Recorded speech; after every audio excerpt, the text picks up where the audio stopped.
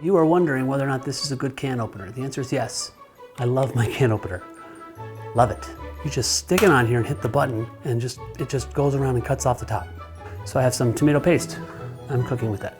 So watch, I'm just gonna sit the little can opener on top, like against just sit it right there. And then I'm gonna hit the button.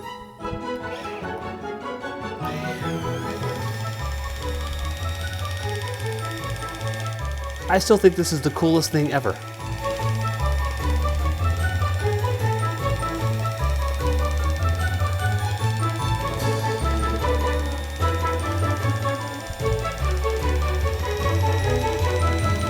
And I'm done.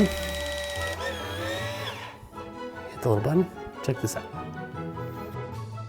Look, you just click this, pop. Just pops off. Isn't that awesome? It's kind of like if you bought one knife and then it did all the cutting for you.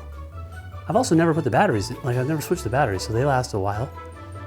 Best wishes in your can opening journey, whatever you decide to do.